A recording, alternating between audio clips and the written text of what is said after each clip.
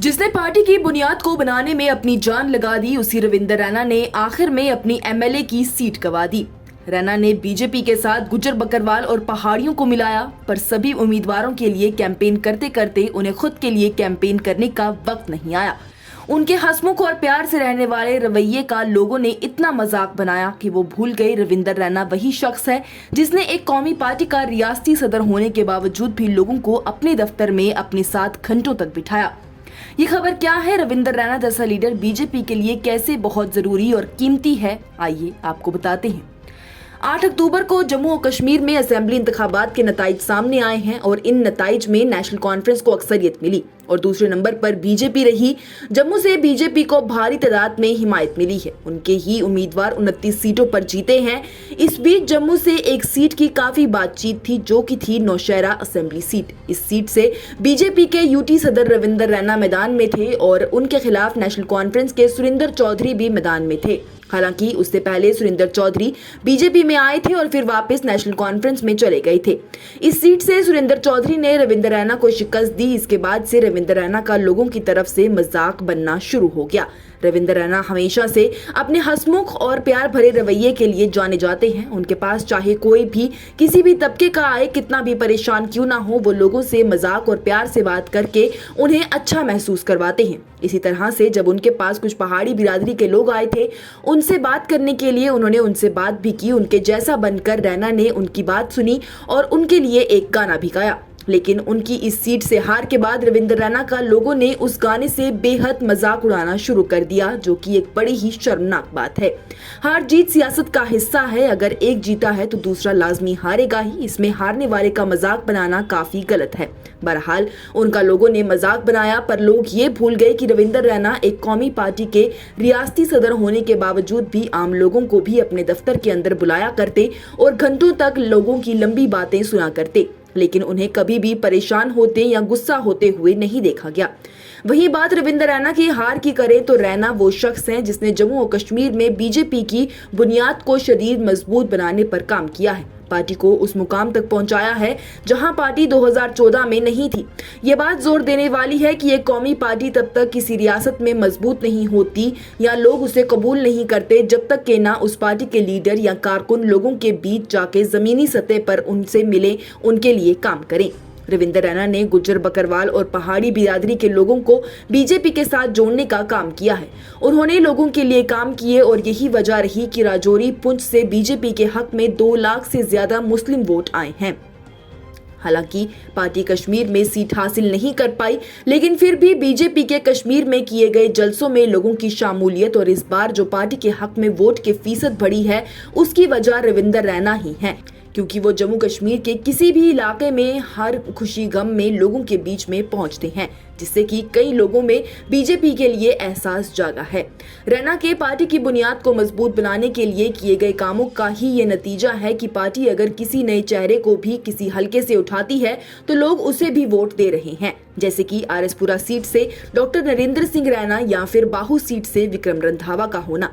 इन सीटों पर कई लोगों का ये कहना था कि बीजेपी नहीं जीतेगी क्योंकि उनके उम्मीदवार नए चेहरे हैं या फिर उन्होंने लोगों के लिए अभी कोई काम नहीं किया है। पर रविंदर रैना लगातार से जम्मू की लगभग हर सीट पर जाकर उम्मीदवारों के लिए कैंपेन करते हुए नजर आए। उन्होंने लोगों का साथ मांगा और लोगों ने उन्हें साथ दे भी दिया, जिससे ये हुआ कि बीजेपी को इन सीटों पर भी हिमायत मिली। वही रविंदर रैना पार्टी की बुनियाद को मजबूत करने में और हर उम्मीदवार की जीत को यकीनी बनाने में इतने मसरूफ हो गए कि वो अपनी सीट पर खुद के लिए कैंपेन ही नहीं कर पाए। अपनी सीट से वो लोगों के बीच में जा ही नहीं पाए कि लोग उन्हें हिमायत दें, लेकिन फिर भी भारी तादाद में लोगों ने रैना को वोट दिया और ये मुकाबला सुरिंदर चौधरी और रविंदर रैना के बीच में टक्कर का था। इसकी वजह उनके पहले के लोगों के लिए किए गए काम है। बताते चलें, यह खबर रविंदर रैना की हिमायत या बाकी उम्मीदवारों की मुखालफत में नहीं है, पर बात यह है कि रविंदर रैना के हंसमुख रवैये के लिए उनका सोशल मीडिया पर कई लोगों की जानिब से मजाक बनाया जा रहा है। उनकी हार को निशाना बनाया जा रहा है। न जाने लोग रविंदर रैना की हार को इतना बड़ा क्यों दिखा रहे हैं, जबकि 2014 में उन्होंने सुरिंदर चौधरी को हराकर नौशहरा सीट जीती थी। उस वक्त तो नौशहरा सीट पर नेशनल कॉन्फ्रेंस का गढ़ बन चुका था। जिस वक्त रविंदर रैना ने ये सीट हासिल की थी, तो इस बार सुरेंद्र चौधरी ने ये सीट जीत ली। इसमें किसी दूसरे उम्मीदवार को नीचे दिखाना सही नहीं है, क्योंकि ये सियासत है, हार जीत तो होती ही है। बात रविंदर रैना की करें तो 47 साल रहनुमा ने पहली बार जम्मू कश्मीर असेंबली में नौशहरा हलके से 37 साल की उम्र में एमएलए बनकर एंट्री ली थी। 34 साल की उम्र में रैना को भारतीय जनता युवा मोर्चा की सदारत करने के लिए चुना गया था और उन्होंने पूरे जम्मू कश्मीर में उस वक्त बीजेपी को फैलाने की कोशिश की थी। वो हमेशा से ही अपने अच्छे रवैये के चलते बातचीत में रहे हैं। इस बार रविंदर रैना एक बार फिर बातचीत में आए थे, जब इलेक्शन एफिडेविट में उनकी दी गई जानकारी सामने आई। रविंदर रैना इस बार के इंतखाबात में सबसे गरीब उम्मीदवार थे। उनके पास ना तो कोई खुद का घर है, ना ही बैंक में कोई सेविंग्स, ना कोई खरीदी हुई जायदाद है, ना ही कोई जमीन है, ना ही कोई सोना चांदी इन्वेस्टमेंट है। जो भी है वो है नकद में 1000 रुपए। हालांकि उन्हें लेजिस्लेटिव पेंशन आती है, जिससे वो अपने बिल्स और टैक्स भरते हैं और बाकी पेंशन को दान कर देते हैं। उनकी ये सभी चीजें लोगों में काफी मकबूल भी हुई। बहुत ही कम लोग जानते हैं कि रविंदर रैना साल 2000 में मर्चेंट नेवी में खिदमत अंजाम दे चुके हैं। इसके बाद लोगों की खिदमत करने के लिए वो उस नौकरी को छोड़ आए और आरएसएस में शामिल हो गए।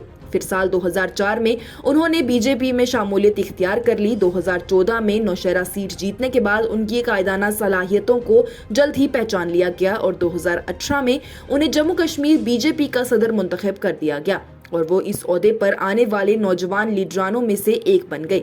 उन्हें सदर बनाने के बाद बीजेपी जम्मू कश्मीर में सिर्फ उभरती हुई नजर आई है। पार्टी के लीडरान जमीनी सतह पर लोगों के बीच पहुंचे हैं।